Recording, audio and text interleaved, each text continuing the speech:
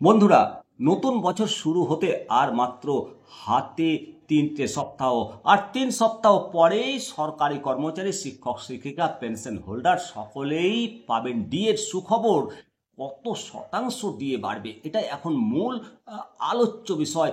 সকলেরই জল্পনা কল্পনা থেকে কত শতাংশ ডিএ বাড়বে, কেননা কেন্দ্র এবং রাজ্যের মধ্যে যে ডিএর ফারাকটা বেড়ে চলেছে, রাজ্য সরকার কতটা কমাবে সেই প্রশ্ন এখন বড় হয়ে দেখা গেছে। নতুন বছরের শুরুতেই সরকারি কর্মীদের যে ডিএ বাড়বে এই নিয়ে যে জল্পনা কল্পনা জোর চর্চা চলছে, তার মধ্যে বিভিন্ন সূত্রের যে খবর আসছে, সেই কল্পনা জল্পনা যেটাই বলবেন না কেন সেটাকে বাস্তবতার দিকে নিয়ে যাচ্ছে। বন্ধুরা, অবশ্যই আশা রাখতে পারেন নতুন বছরে ডিএ বাড়বে। কতটা ডিএ বাড়বে সমস্ত কিছুটাই বলবো এই জল্পনা কল্পনার মধ্যে। এখানে আমি শিবরাম সরকার, নিমতিতা দর্শন, পুরো ভিডিওটা দেখবেন। কমেন্ট সেকশন বন্ধুরা খোলা আছে, অবশ্যই কমেন্টটা করবেন। আপনাদের প্রত্যেকটা কমেন্ট আমার কাছে অত্যন্ত অত্যন্ত গুরুত্বপূর্ণ।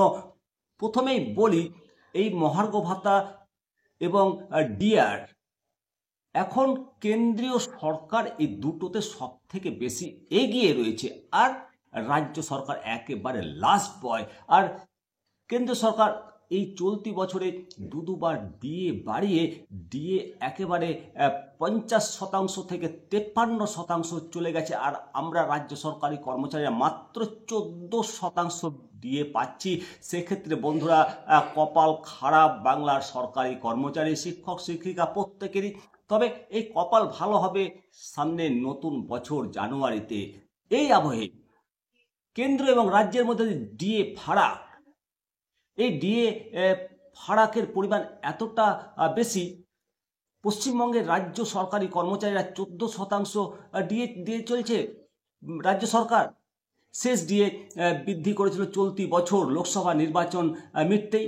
তার আগে ডিএ পরিমাণ ছিল মাত্র 10%, কিন্তু বর্তমানে কেন্দ্র সরকার ডিএ যেটা বাড়িয়ে দিয়েছে দুবার, আর তাতে কিন্তু সবাই ক্ষুব্ধ।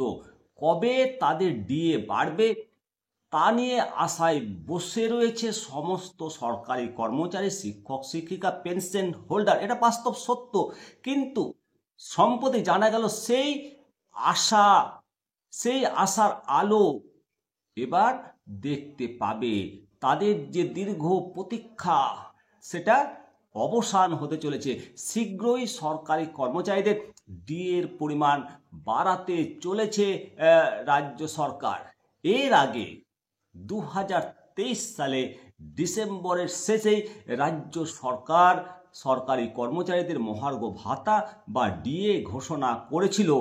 ডিসেম্বরের 25 তারিখ বড়দিন, সেই বড়দিনের উৎসবের সূচনা মঞ্চ থেকে সরকারি কর্মচারীদের ডিএ বাড়ানোর কথা ঘোষণা করেছিল মুখ্যমন্ত্রী আমাদের রাজ্যে। এর ফলে অনেকে ধারণা করছেন যে সেই মঞ্চ থেকে আরও এক দফা ডিএ বাড়ানো হতে পারে। যদিও আশা অনুযায়ী ডিএ বাড়ানো হয়, তাহলে রাজ্য সরকারি কর্মচারী এবং অবসরপ্রাপ্ত রাজ্য সরকারি কর্মচারী সকলেই বন্ধুরা উপকৃত হবে। এই মুহূর্তে পশ্চিমবঙ্গের রাজ্য সরকারি কর্মচারীরা ষষ্ঠ বেতন কমিশনের আওতা আছেন। এখনো পর্যন্ত ষষ্ঠ বেতন কমিশনের আওতায় 4 দফায় ডিএ বাড়ানো হয়েছে। এই ডিএর প্রসঙ্গে স্টেট গভর্নমেন্ট এমপ্লয়ি কনফেডারেশন এমপ্লয়িজের সাধারণ সম্পাদক মলয়বাবু কি জানিয়েছেন সেটা আপনাদেরকে তুলে ধরবো। তবে আপনাদেরকে অনুরোধ করব পুরো ভিডিওটি দেখার পর আপনাদের মতামত অবশ্যই জানাবেন। মলয়বাবু জানিয়েছেন যে 2021 সালের 1 জুলাই 3% ডিএ বাড়ানো হয়েছিল। 2023 সালের মার্চ মাসে আরও 3% ডিএ বৃদ্ধি করেছিল রাজ্য সরকার। 2024 সালের জানুয়ারি থেকে 4% ডিএ বাড়ানো হয়েছিল। তারপর 2024 সালের 1 এপ্রিল থেকে আরও 4% মহার্ঘ ভাতা বৃদ্ধি করেছিল রাজ্য সরকার। এখন দেখার পালা যে নতুন বছরে কি চমক অপেক্ষা করছে বন্ধুরা।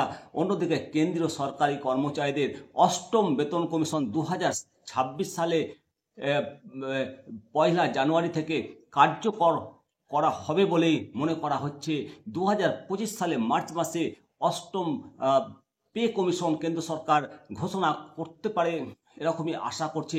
তবে এই বিষয়ে এখনও সরকারের তরফে কোনো ইঙ্গিত মেলেনি, প্রশাসনের তরফ থেকে কোনো ইঙ্গিত মেলেনি।